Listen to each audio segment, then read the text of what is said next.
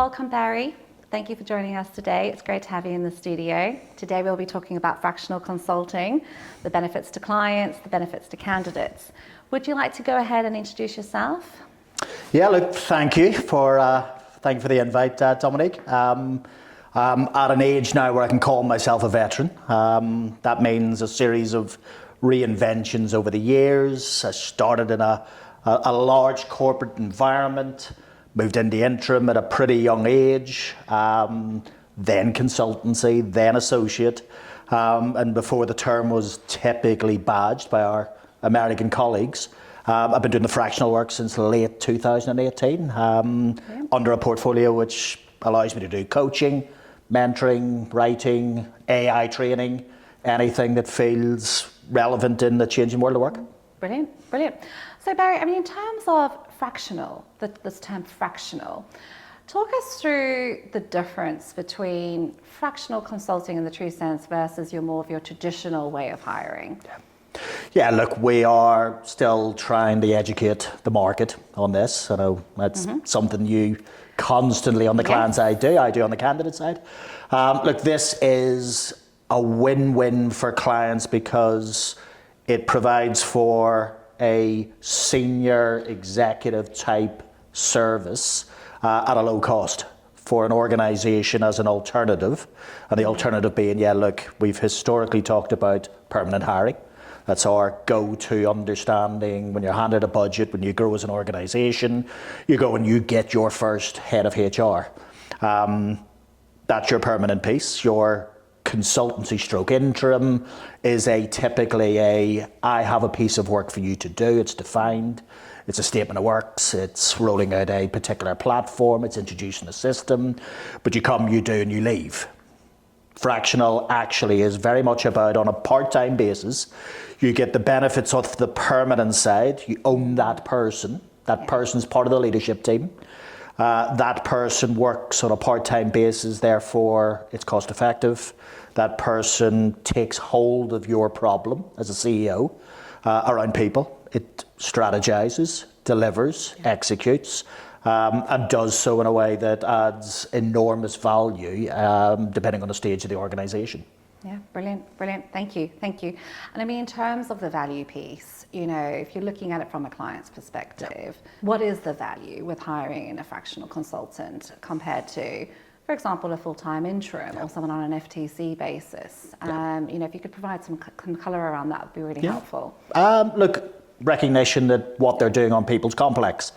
So the go-to, let's say, template's always been, we had a certain size, if we're talking about startup and scale-ups, we had a certain size, we've got a particular budget, it's a market budget, we'll hire a head of people, a standalone individual, the budget covers for it, you get a type in terms of experience-wise and skill sets. What this is typically trying to say is, look, you have a budget, spend it on a day-rated executive type, who can own and who can bring in experience from elsewhere, knows what's over the horizon if you're on a scaling journey, knows how to tackle going overseas if that's the challenge. And with credibility, that person does an element of what you need to do and then executes. So you just get a level of service that takes into someone like myself who's just got tons of that level of experience to bring in. You own the problem, and look, I've been there, and it's a type of hire, but the level of experience that somebody who is still relatively new in their career is not at that same level, and I think they would be the first to admit that. Yeah, absolutely. And I suppose, obviously along with the flexibility piece, it's an agile relationship. You can dial it up, you can dial it down depending on the need at the time, which is incredibly valuable for clients depending on the scale of the transformation. And in terms of, best practice, if a client wanted to engage with a fractional consultant, do you have any advice as to the type of arrangement, what that would look like? Yep. So look, let's go back to, some of the comparisons you just already made, which is, this person's not coming in and spending 90 days wandering around the organization. Maybe like the permanent template. This person's not turning up and creating lots of presentation decks about what it might look like on the other side. So the the hitting the ground running, the emotional intelligence to realize that you may have a bag of skills in your technical area, but actually you got to bring a big dose of emotional intelligence. You've got to bring with you an understanding of people in relation to business. So you're not going to win any friends coming in with a large corporate template of HR jargon. You just will not survive.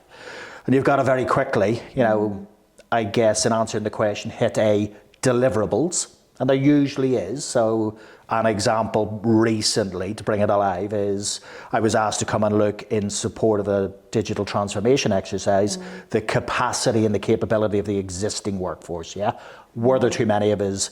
Could they handle it? They've gone through several broken digital transformations. So I started on that basis and then extended it through credibility of, you've got an organizational system issue here. We need to do something different. We need to transform the business and then latch the technology onto it. So for a CEO, to define what some of those deliverables are in a statement of works kind of way, but then recognize you're getting expertise. Be guided by someone you feel is credible, who can deliver, who can take on this is going to be tough, and handle all of those things. That's a big differentiator that I think you just need the scars of many a year to handle big personalities who just want their business to grow. Absolutely, and I find with clients that we work with, for the most part, particularly high growth startup across our boutiques, for the most part, they don't really necessarily always know what they need until they see it. And as a consultant, I can imagine you do need to go in and lift the lid and run the assessment and in a way tell a client what they need and have the confidence to be able to do so. I suppose it's twofold: telling a client what they need, but also being able to deliver. In a way that's fit for purpose.